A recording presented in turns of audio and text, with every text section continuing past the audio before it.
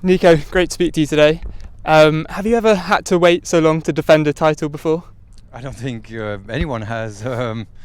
It always makes me smile, being Belgian and being, the reigning champion for the French Open for 3 seasons. It's, in the first place, it was just an unbelievable achievement.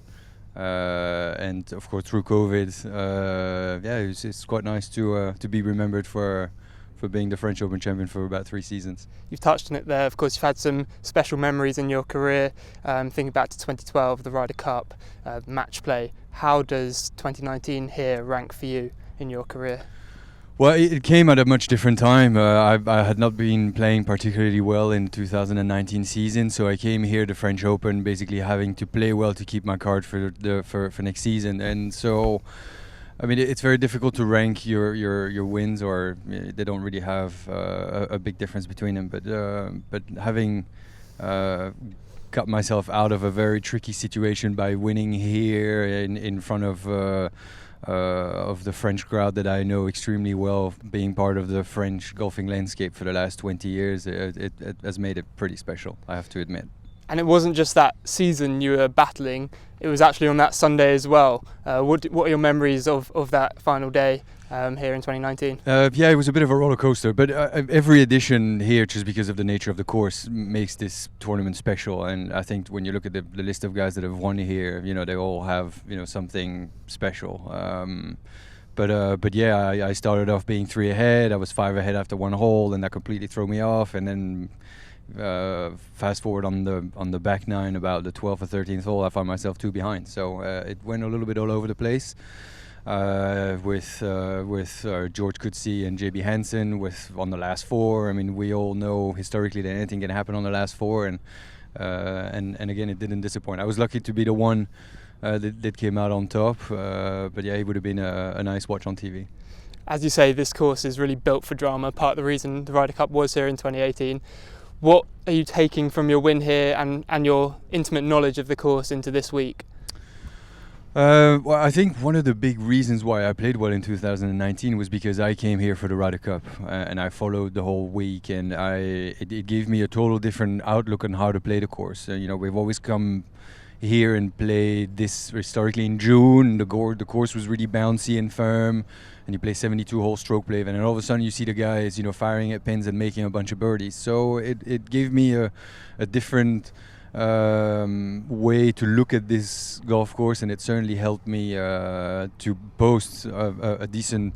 I think I was about 12 under or something after 3 rounds last year, which is not really something because it was cold and long and a bit rainy. So it definitely helped.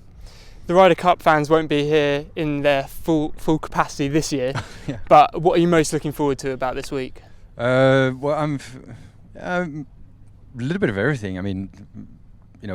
Just walking around here and seeing faces that I know for 20 years. You add on top that it's been 3 years we haven't played here as well. My friends from the French press, the French galleries. Belgium's not too far. There's always a decent amount of Belgian fans that come drive down and spends the week here with us. And I'm also looking forward to eat 12 snails every night like I did last time when I won. Well, good luck in your defence, Nico. Thank you. So Nico, it's been a while since you won here in 2019. What are your memories of that special tournament for you? C'est spécial évidemment, de revenir à un tournoi qu'on a gagné.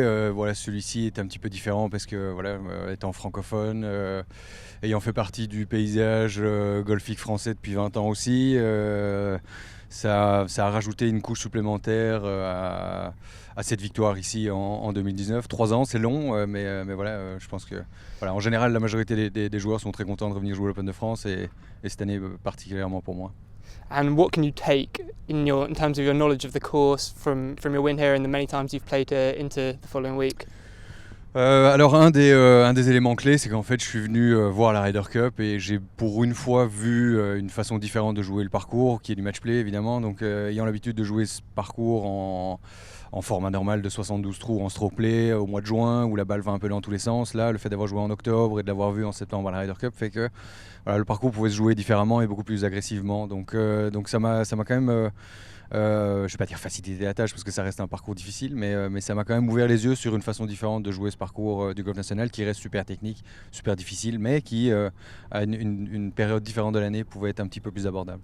And finally, what are you most looking forward to about being back here in Versailles, in the home of French golf? En fait, la semaine dans son ensemble, voilà, de voir des têtes que je connais depuis 20 ans, que ce soit des gens du public, des gens de l'organisation, la presse française.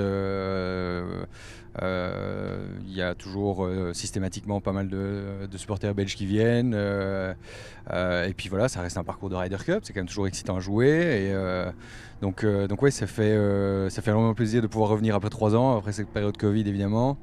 Et puis de faire des bons gueuletons le soir dans les restos dont on a l'habitude et m'envoyer ma douzaine d'escargots tous les soirs comme j'ai fait la dernière fois en 2019. Thanks very much, Nico. Good luck. Merci.